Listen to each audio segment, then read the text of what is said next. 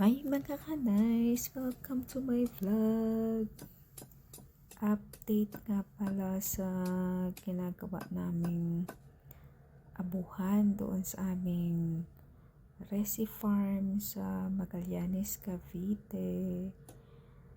Nakita nyo, sobrang busy yung aking mister kasi gumagawa siya ngayon ng aming abuhan.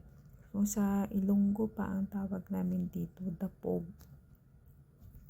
Meron kaming maliit na kitchen dyan sa loob ng aming bahay kubo.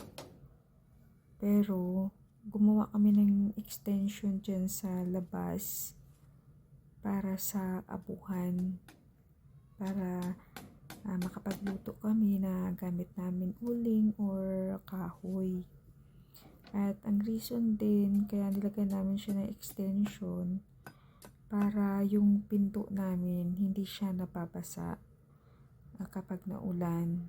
Kasi syempre di pa pag nababasa siya, syempre mabubulok yung pintuan.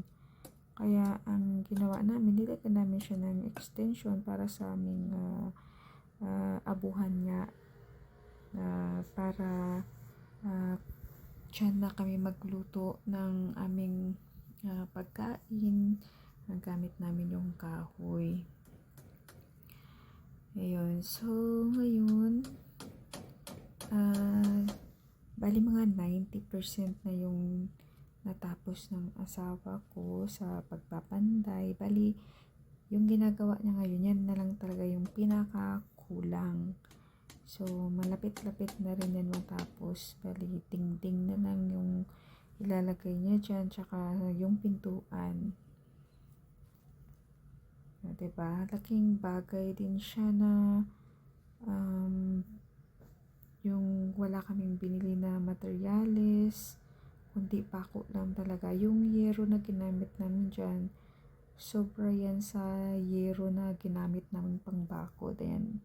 Nakita nyo yung bakod na yan. So, bali bumili kasi kami dyan ng mga nasa 65 pieces na euro para mabakuran namin yung total na 500 square meters na sukat ng lote.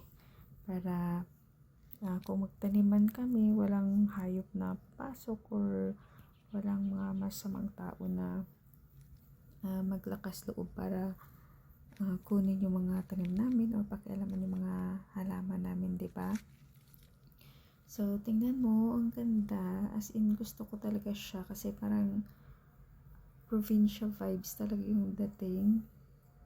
Parang feel na feel ko talaga siya na yung magluto ka dyan sa may kahoy. Diba? Parang alala ko yung kapanahunan namin. Alam mo yung feel na feel mo yun talaga yung buhay probinsya kasi ganito yung gamit mo sa pagluluto, di ba? Kaya kung maubusan man kami ng gas doon sa Naik, sa bahay namin sa Cavite, edi pwede kami pumunta dyan sa Magallanes. Basta gusto ko talaga siyang tumira balang araw pag natapos na ako mag-work dito sa Taiwan. So, dyan talaga gusto kong tumira sa Magallanes, sa bahay namin dyan sa Magallanes.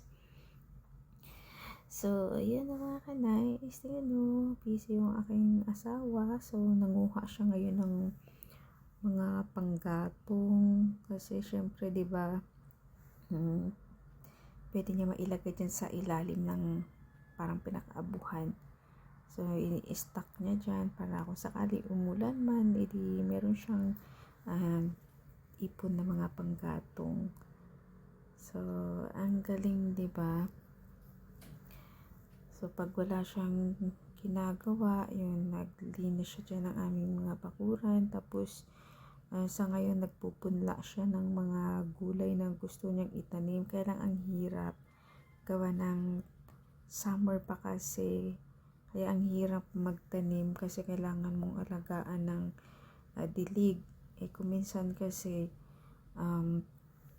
umuwi din siya dun sa bahay sa Naik para bisitahin yung dalawang anak namin. Kaya may time na hindi siya nakakabalik kaagad. Kaya hindi niya nadidiligan yung mga naipunla niyang mga seeds. kaya namamatay din siya. So, bali month of June, yun pa yung simula kasi ng rainy season dyan sa Pilipinas. Kaya doon na siya siguro start magtanim-tanim ng mga gulay na gusto niyang itanim.